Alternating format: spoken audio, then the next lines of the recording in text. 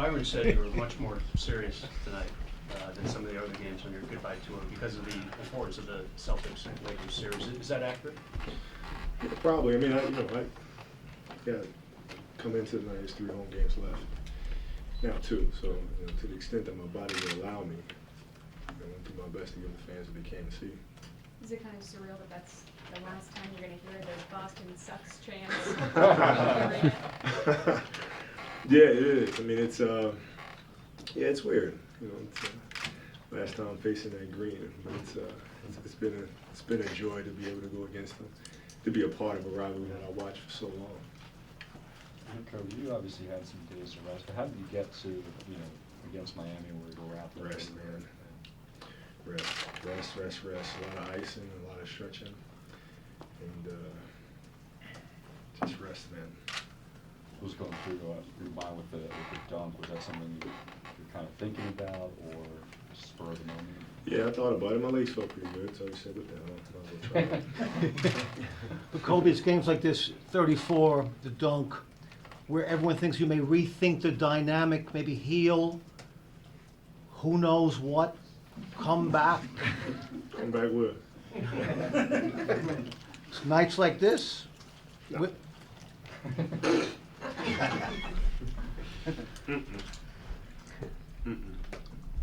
Not a chance. You can play Boston every night with you? I'm good. Not a chance. Kobe, you were calling for the ball. Did you really want it tonight? And out of respect for the history of the Lakers-Celtics rivalry, is it a little extra pep in your step? Yeah, I mean, there's a little trash talking going on too between the young guys over there, and hearing that exchange between them got me juiced up a little bit too. It was fun. You talked about your relationship with Bill Russell. What type of mentor has he been to you, and I guess what were the biggest lessons you've learned from him? He's been an unbelievable mentor, and especially from the standpoint of leadership and understanding group team dynamics, and some of the experiences that he's went through, and how he was able to manage some of the teams that he's played on, and some of the difficulties that he might have faced. And he's been invaluable here, voice for me in my career. I guess what are the dynamics that he's kind of talked to you about? They're all different. So of course he's won a lot of championships. We all know that. But every championship team that he's been on all had a different dynamic, all had a different challenge that he had to deal with. From teammates not seeing eye to eye, getting guys to fit or believe into their system or role, dealing with success, pulling a team out of failure, and all those things have been things that I've gone to him for. You've spent, I guess, probably the last 8 or 9 years now looking at younger players in the league and seeing their. When you came into the league, how long did it take you to feel like you really found, a voice that was true to yourself, way of carrying yourself that was true to yourself, and all that? So really comfortable. I think it just comes with time and it comes with age. It's interesting when you first come in the league, you're really trying to figure out what's what, what's the right thing to say, what's the wrong thing to say, trying to avoid conflict or controversy. And as you age, you kind of realize that no matter what you say, there's always going to be conflict, always going to be controversy. So the best thing to do is just really be yourself. And if there's going to be controversy or conflict created, at least it's being created from the person that you truly are versus a version that you're trying to present. You sort of spend a lot of time feeling that out, sort of almost like you said, pretending to be things. No, it's not that you're trying to pretend. You're trying to always put the best version of yourself forward versus what I've been able to do in later stages of my career is just to be me. If I think it's a stupid question, it's a stupid question. If I feel like if I'm moody today, I'm moody today. It just is what it is. Kobe. ¿Qué significa para ti como jugaste contra un rival como Boston al final de tu carrera?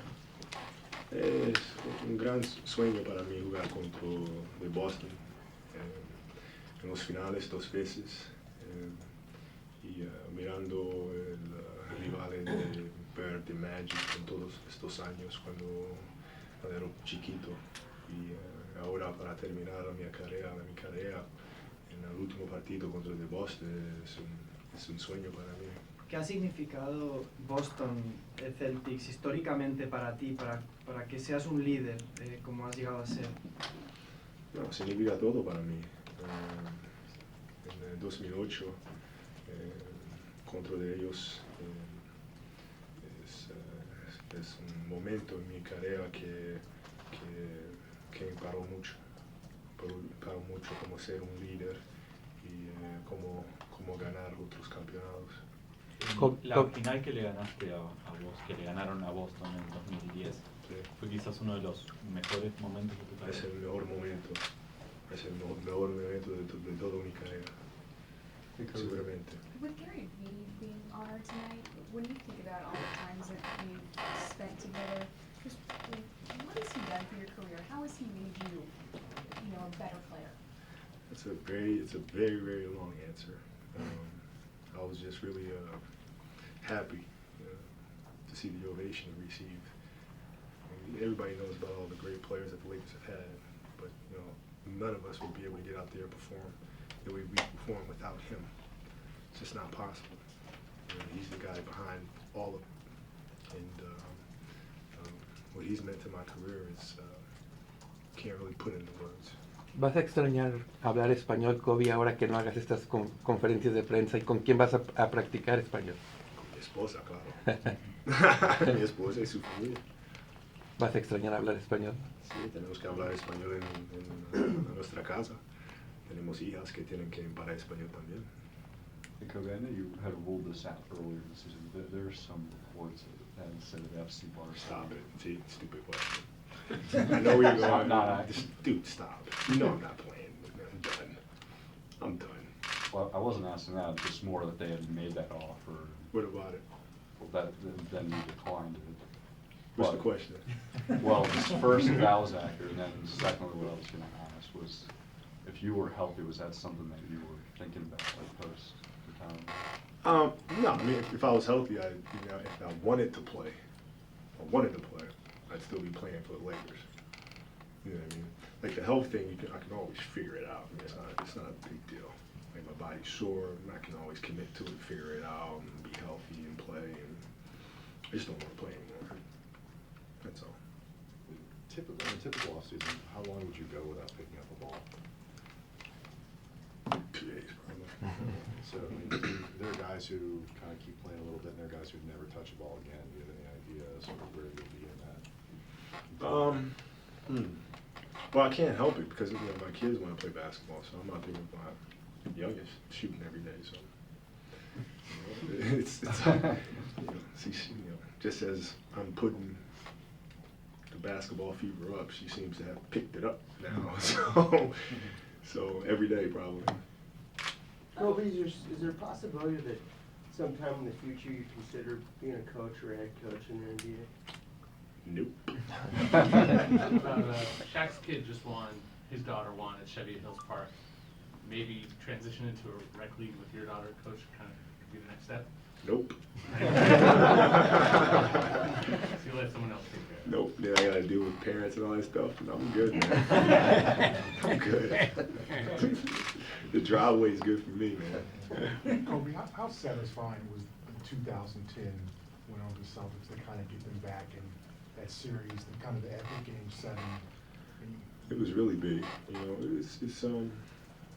We were part of the history of the rivalry, and there's no way we could go down in history as being remembered as a team that lost twice to the Celtics.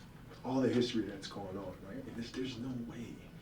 There's no way. So above even winning the 5th championship, it was more like not disappointing the memory of this organization and the rivalry that's been there for decades. And that was more important. Can you tell that this generation doesn't quite understand or get that rivalry? And for you, is that almost like a bit frustrating because it's meant so much? I mean, the guys that don't get it, I don't understand it. Like, if you're a basketball player, you want to know everything about the game, like the history of the game. I wonder how many of them actually seen Bird play. I've seen Magic play for that matter. They weren't even born. Like some of them were barely born when I first started playing. So, the idea of seeing Magic and Bird play and James Worthy and all these guys is probably a really foreign concept to them, which is really strange. How much did it change how much did it change for you in 2008, 2010? 2008, it is, you know, when you went into the series, it was something that you would watch growing up and you knew the history. 2010, it was, now you were part of it. You had a loss and then you faced them in the final four. I'm wondering what the difference in the rivalry was for you, having been through it once when you got to it. You know, it was still, a very beautiful thing to be a part of it. But also, you know, it was the pressure and understanding what this finals meant, especially 2010, because you can't lose twice to these guys. I don't care how many Hall of Famers they have. It just can't happen. There's no excuse. And so, as a team, we completely understood that. I understood that. And it was just, by any means necessary, we're going to win this damn series. I don't care what we have to do. We're going to figure out a way to get it done. Were there more, I mean, I remember Game 7, just the constant, when you're hitting on the free throw line, but just the concentration, do something you've probably done 50,000 times in the course of your life, probably more. Have you ever been more on empty after any kind of season or anything than you were at that point? No, that was the toughest. And my knee was messed up throughout the playoffs, and had to get it drained and all this other stuff, and I could barely bend it. Finger was broken. There was a lot of stuff going on. Bone chip in my ankle. I mean, it was just a lot of behind the scenes stuff going on in that series that we had to kind of tend to. So, aside from just the energy that it took to pull it through, I mean, there's a lot of physical things that it just like, you know, I was jacked up. The psychology, the psychological end of it is always interesting. I mean, it really did seem like you were just, that was it. Like if there were a game 8, it would have been a problem. Yeah, well, you know, it's psychologically draining to try to prepare for these guys, because you had so many weapons. You had to staying up all night trying to figure out the schematics of things and communicating to the guys, and you know, that portion of it was mentally draining. And then figuring out, you know, how are the guys feeling? Are they ready? Are they feeling the pressure? Are they nervous? Are they, you know?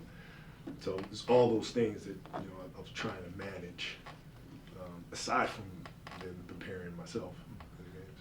I think you've said this before, but was 2010 the most important championship to you personally? Yep, no question about it. No question about it. No question. Because to lose that one and to be 0-2 to the Celtics, that is a non-negotiable. You cannot do that. Kobe, you've cut flesh, you've cut bone over the last 20 years. Gary Vee's always been there at your side. It was very profound moment physically with Gary Vee that you remember in your career? There's a lot of them. There's a lot of them. But our first final was in Indiana. I think is the one that really stands out. My ankle was really jacked up. I didn't know if I could play Game 4 in Indiana. And, you know, we were at practice and he just molded my ankle and we just heard a pop, a loud pop. And that's when we knew it was either going to be really good or really bad. When I stood up and I started walking around, we knew it was good. And was able to go and finish that series. So. Kobe, hoy jugaste muy bien, lo viste a los fanáticos llamando tu nombre. ¿Cómo te sentiste tú sabiendo que ya estamos casi al final de tu carrera? No, me siento muy bien. Me siento muy afortunado de haber una carrera de 20 años. Es increíble para mí. Entonces me siento muy bien, me siento muy feliz y es un gran honor haber fans que aman mi carrera así. Kobe, cada vez que termina un partido, ¿qué pasa por tu mente en ese primer minuto después del buzzer final? Calma, tengo mucha calma. Calma, no pienso de nada, no siento nada. Mucha calma. Y después, cuando estoy en mi carro o en casa, en este momento puedo pensar del juego, de lo que pasó. Pero inmediatamente, después del juego, nada, mucha calma. Thanks, guys. Gracias.